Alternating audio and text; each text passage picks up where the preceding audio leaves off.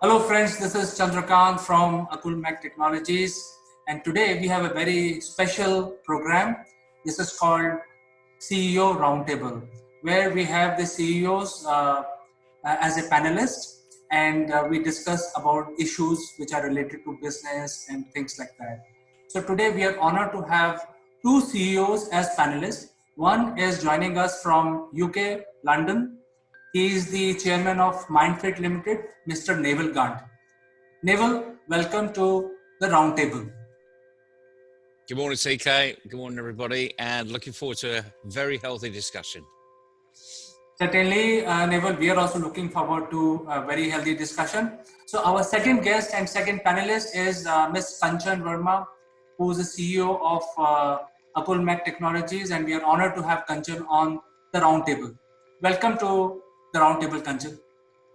Thank you, CK, and hi, Neville. We look forward for a healthy and progressive discussion today.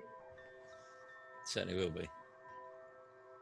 So today's roundtable is about the human resources, and human resources is a very vast subject. So in limited time and limited duration, we would like to tackle one bit at a time. And today's discussion would be mostly around the teamwork. So as you know, it's a big challenge. People get hired in different companies. They get formed into different teams, and they get assigned different projects, and they have to execute, multiple things as teams. But this is a very novel thought. When we talk about this, it looks like a very novel thought that everything is working like a clog in the machine. But it's seldom like that. So the first question that I would like to ask the panelists today is, what do the employees say about the teamwork in any organization, and does the reality align to the actual website of the company?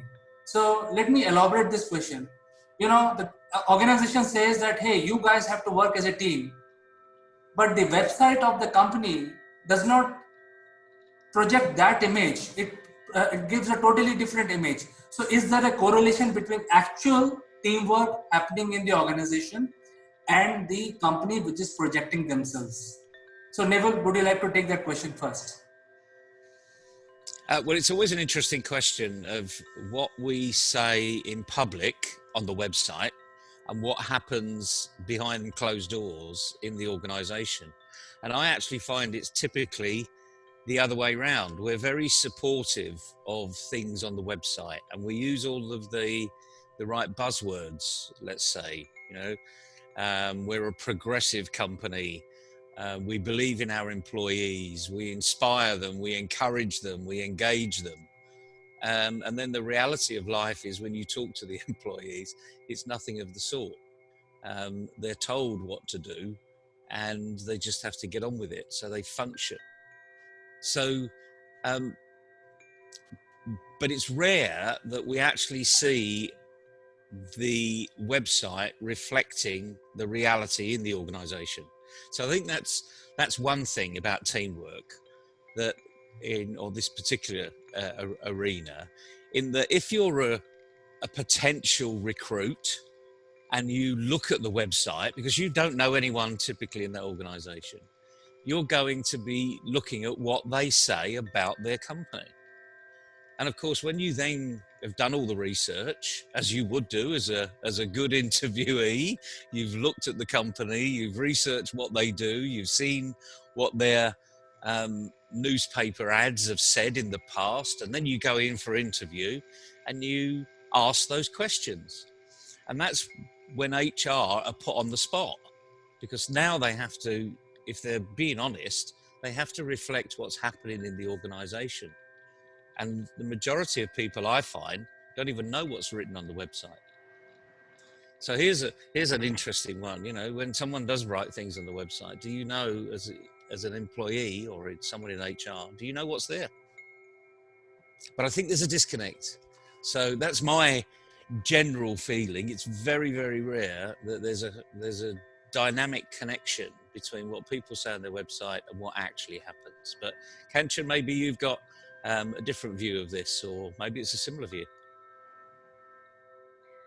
Well, I will agree with your views because I think that website is merely information. First, an information is given to the public, and when we recruit employees, so they have fine dreams and they go through the website and then they come for an interview. And when they are inducted in the company, the whole story is different because then they have to go with the core values and the concept of the company. They have to train themselves and they have to train their working style in the company, and they have to achieve what is being given on the plate, and they have to be productive. So the teamwork is starts when they join the company, and it's kind of sometimes it is kind of forced teamwork. Is not kind of very happily go merry kind of situation. But then if you are not working as a team in a company, so then that will be not good in a productive terms, and as well as in the progress of an employee as well as the company. So I fully agree the point which you have made that a website doesn't reflect what is going internally in the organization. Well, what I have seen is that people don't tend to believe the website where they have applied for a new job. Uh, there is a new portal called Glassdoor. So I'm not sure whether the Glassdoor is popular in UK, Naval, but it's very very popular here, where it's an open platform where uh, the current employees of the company can talk anything about their current employer. So any new recruit who's trying to get into a company, I think they don't look at the website of the company to understand what these companies are selling, but they rather go on the Glassdoor and see the actual reviews of the working employees. So that is what is happening today. So it would have been better if the company has a little bit transparency in their operations, and then the Glassdoor type of websites will be out of business. Don't you think so? Yeah, we have Glassdoor over here as well. I must admit, I've looked at it in the past, and it tends to be disgruntled employees that have been let go for one reason or another. It's an interesting approach to TripAdvisor's approach with regards to hotel and holiday stays, but the thing is, we're moving into the arena where in the digital world it is so transparent, and people can see that what you say in public, it better be pretty close to what happens in private. Otherwise, you will lose credibility. And organisations can't afford to do that these days. So hopefully we'll see a narrowing of the gap between what organisations say on their website and the reality inside. But you never know. I think we better move to that next question. Otherwise, we'll be on websites forever. Certainly, I think the conclusion from both panelists is that there has to be reality check for the companies, and they have to bring transparency to their working as well as what they do should be projected on the website. So that brings us to the next question, which is related to the selection process. So, Naval, I would like to ask you, when you hire people in your company, do you follow certain selection method? And if you do follow, does it really useful? It was interesting. I don't think the companies I worked for were typical in this arena. The departments were responsible for their own hires. So if you had a vacancy in your team, you were responsible for basically replacing that individual. Obviously, a lot of help from HR, but we had a fairly small HR function. And so consequently, it was more about the operational effectiveness. And did we have a process? Well, I had a process. I don't think we had a rigid process that was adopted throughout the organization. And it was the days before Google, so it was last century. So when I had a proper job, it was probably last century than this century. I'm as a consultant these days. And I would literally, we would put an ad into the particular arena that we were looking for, and we would trawl through people we knew, and we would get their CVs, have a quick look at their CVs, and just literally identify 3 or 4 people that we thought were worthy of interviewing. And then the interview process was pretty straightforward. People have got to the interview because of the quality of the CV. Working in the oil industry, you tended to know who these people were as well, because it was a big joint venture type of arena. So it was almost alien to many other industries. So the first 5 or 10 minutes was asking about the CV, just proving the person's actually who they are, what they've said they are. And then we were delving into attitude, their behaviors, what they did under pressure. In many respects, nothing that you could get from a CV, and everything that you would get from an interview. And these interviews would only last, 30 minutes, 40 minutes. They wouldn't need to be that long. There was no rigid an hour, hour and a half, and you pass the person on to the next person, to the next person, to the next person.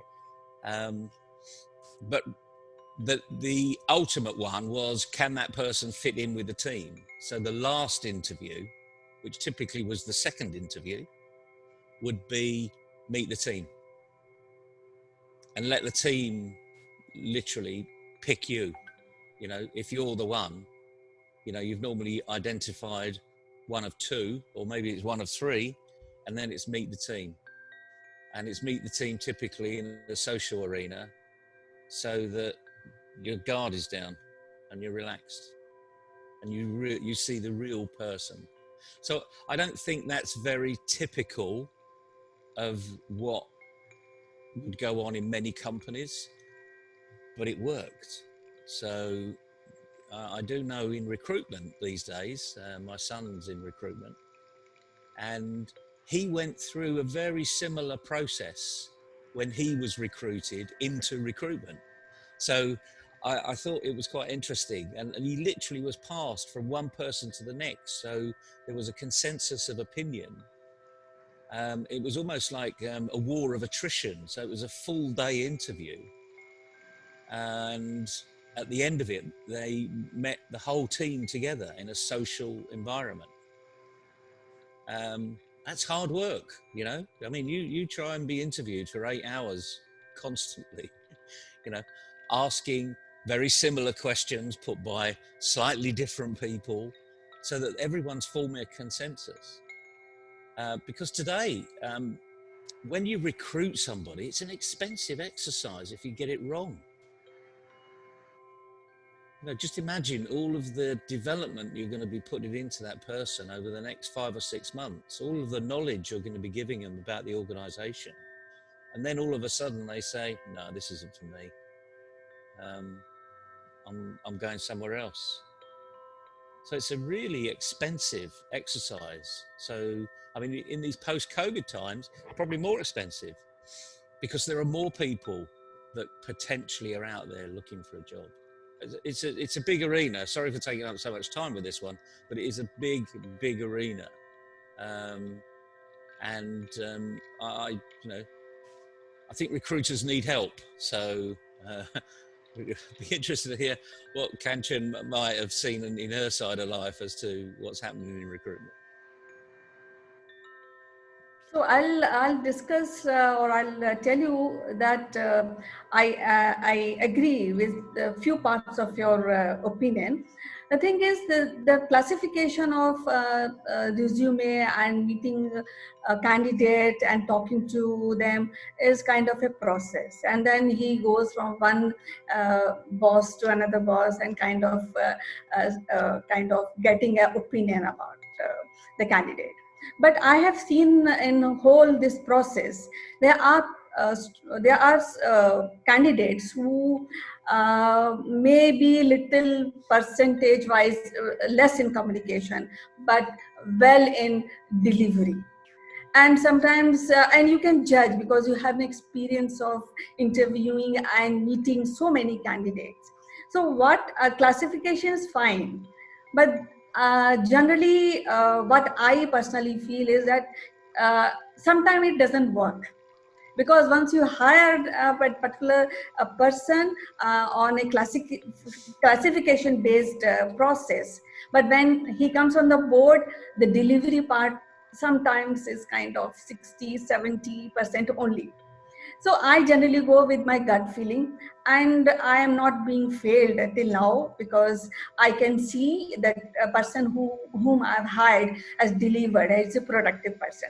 And if there's some downside of that person, that can be corrected, because we organize a lot of training process, and then a person also needs some time to gel with the culture of organization and the core value of organization. So I do classification, and I think it is important part of hiring any candidate. But also I put my feeling, my gut feeling, and how long this candidate will helpful to in development of organization, and also a part of a team in the organization which is already existing. I think that's a great way of putting it. It's a gut feel. And yeah, of course, it's a gut feel. You're asking the questions and you're seeing the answers, and you can feel if that person is telling you the truth. And it's a funny thing, but you've got to experience it to actually feel it. And that means you're engaged in the conversation. Right. All too often, I find lots of recruiters out there are not really engaged in the discussion. They're going through, they've got a checklist of 10, 12 questions, and they just ask each question. And if they've got a satisfactory answer, there's a tick. But if they haven't got a satisfactory answer, or there's a question around the answer, they haven't got a second question. So they can't, in an interview situation, lots of young people in particular are so tense when they go into these interviews, and they're tense because they really want the job. Correct. And it's up to the interviewer to put that interviewee at ease, to get them relaxed, because then you get the truth, then you get the real person. Yes. So to be an interview is hard work, actually. It takes a lot of practice, and until you do that practice, you never really know where you're going. The other thing I'm also finding with recruitment is that they are over reliant on what we would call tools, but they're not using them as tools. So for instance, a psychometric, Right. there's lots of psychometrics out there. And the thing about a psychometric is it's just an opinion at a point in time. Some organizations believe in these psychometrics as the way to pick their leaders going forward. And I think the message I've got for all of them is stop doing that, because they're not that good.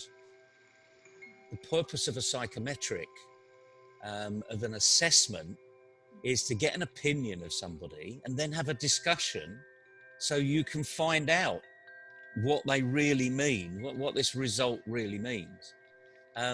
They're good in particular instances, perhaps when you're trawling through lots and lots and lots of people, asking them 12 questions and trying to get a consensus of what they do, how they behave. When you've got thousands of people coming through, they're good in that way, because it starts to eliminate a few. Doesn't mean to say you're going to eliminate the ones that actually were probably best suited for the job, but when you've got 1,000 applicants and you've only got 5 jobs available, it's physically impossible to interview 1,000 people. Yeah, but actually what happens that if you go with these kind of tools, sometimes the right candidate is also being eliminated. I'm not against these kind of tools to be incorporated in the interview and HR practices. But then again, the human mind and human machine is quite complex. You can't take all these parameters to really reach out to a right candidate.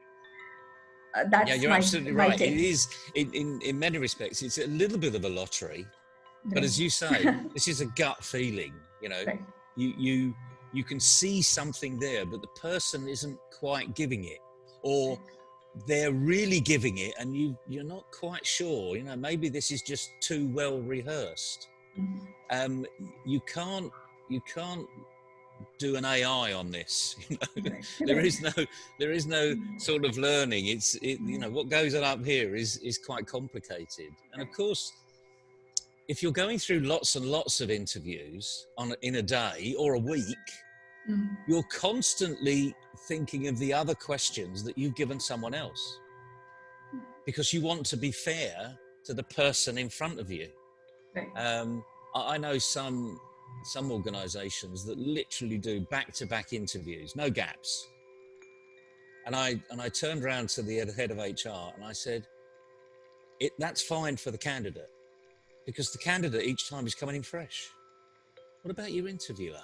You know, why don't you give them like 10 minutes to recharge, you know? Because that last interview could have been really hard, very taxing. If it's really taxing, you know, when you're trying to pull teeth out of the candidate, you know, give me something that I can push you on to take the next step. That's really hard. It's draining. It's not physically draining, but it's mentally draining. And we all know that after 8 hours of mental exhaustion, you're exhausted. You know, it's almost like running a marathon. Yes. Very much true. So we all need, you know, if we're into this interview arena, as I'm sure a lot of people will be, take 5-10 minutes out in between. You know, just recharge the batteries. Go for a walk, have a cup of tea or coffee, glass of water or something, and really focus on the next candidate. So it's almost like you wind down and then you wind up again. That takes time. You know, I remember my own experience. You know, in one of my corporate career, I was promoted, and then I was asked to find my replacement before I move on to the next role. So I knew exactly what was the job, and I selected 25 candidates. So I spent so much time, you know, making sure that the right candidates are on the table for taking over my role so that I can move forward in my life. And surprisingly, like anything else, you know, even HR has their own jargons. So they come up with all these processes, systems, and all that different methodologies. And out of this 25 people, only two candidates cleared the qualification round, and the one guy who actually got selected left the job after 2 months because he didn't fit in. So, you know, I'm very happy to handle this panel today, where both panelists, both CEOs, are agreeing to what we are discussing today. So it's a fun for me. So this brings me to the third question, and Naval, I would like to ask you that is, do you promote the team behavior, and as per your you know, gut feel or your intuition, what is the ideal team player in your company? That's a really good question. A team player is a leader that stands up when they need to. So we're all, if you've got a team of 10 people, you're in there for a reason. Sometimes you should be in thoughtful mode, listening, reacting, you know, just generally contributing. On other occasions, you need to be out there saying things, inspiring the rest of the team, being encouraged to give your opinion, because that's how the team works. You know, like anything else, if they're my team, then in other people's language, then I'm the leader. But that doesn't mean that I lead all the time. It means that I want all of the others to contribute at the level that they feel comfortable at contributing. And then it's up to me and the rest of the team to push people into contributing at a slightly higher pace. Because next time, you want them to form the team. You want them to be proactive. That's how we all grow. That sounds like utopia, but actually in practice, it can be done very simply. When you've got a project, you just bring everyone in together and say, okay, this is what we've been asked to do. Have we got any experience of what we can bring in quickly? You know, how are we going to approach this? Is this going to be a distraction from what we're doing? You know, you just keep asking questions to each of the people in the team and getting them to come forward. So I look for people that are going to contribute. It's as simple as that, really, and feel confident in the contribution, and know that if they say something that sounds a bit stupid, perhaps, no one criticizes them. It's all constructive. We might have a laugh and a joke. There might be a bit of banter. So you do need people that have got some resilience. You know, there's a level of business banter that always goes on. If it gets into anywhere close to bullying, then you stop it. You nip that in the bud. But some banter is very healthy. You know, it creates a good team adhesion. So the simple answer is I'd like people to want to grow. Personally, it's fine. You know, as a potential leader, well, that's ideal, but not everybody wants to grow and move up the ladder, and you just have to acknowledge that and accept it. So I think the second part of this question is you have identified a very nice person to lead a team, and you are thoroughly convinced that now this is the person, a male or a female is going to lead the team. But in your experience, do you always see the team leader connected with the team or behaving like a team leader all the time? It's varied experience, really. Sometimes I haven't been connected with the team. You know, my mind hasn't quite been there, and then I've had to readjust and reset, and apologise and say, guys, sorry, I wasn't there. You know, I will be there now. So the simple fact is, if you're not engaged with the team, you know, commitment is 100%, really. So if you're in a team room, if you brought the team together, no mobiles, nothing, unless there's someone, you know, a family member that's critically ill or something like that, something's catastrophic happened in your life, that time is now for the team. My focused energy needs to be in that team room, not what am I having for dinner, who am I playing golf with this weekend. You know, that's not being a team player. That's thinking about other things. You just need to be focused. And once teams are engaged and focused, then I always see great results. So the key to leadership really is to make sure that cohesion happens. So a chairman of a boardroom, you know, the chairman's got one role: making sure everyone is contributing, following the agenda, keeping to time. Is the chairman's role to make decisions? No. That's the chairperson's role. They still call it chairman over here, despite the fact it's chairperson these days, politically correct. But their role is literally just to keep cohesion, make sure things happen. They may not agree with the decisions that have been made around the table, but in that arena, the chairperson has only got one vote. If you're a team leader and you feel that the team isn't making the right decision, voice your opinion and just say, we seem to be going down a track that I wasn't expecting here. You know, can we consider this and this and this? And maybe, you know, maybe they're so far ahead, you're on the wrong track. You know, you have to recognize that, you know, the team might just grab hold of something and start running in a completely different direction. And that's the right direction. In which case, you've asked the question, go with it. Because this is, you know, this is like a consensus. This isn't a dictatorship. So yeah, I've seen good and I've seen bad, but when they all come together, when they really actively, positively working together, boy, do you get some great results. I think what you're saying is really speaking from the heart, and you know, it's a great learning for our viewers and for me. You know, how to handle a team, how to inculcate the leadership quality, keep changing the leader, have a rotation, because every time each person cannot behave like a leader. So there are a whole lot of discussions, and the good points came out from this discussion from the panel. And we're quite honored to have Naval and Kanchan on the panel today.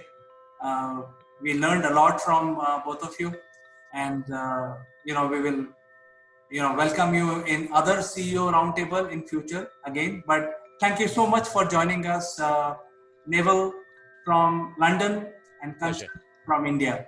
Thank you so much for joining today. Thanks. Cheerio. Bye bye. Bye.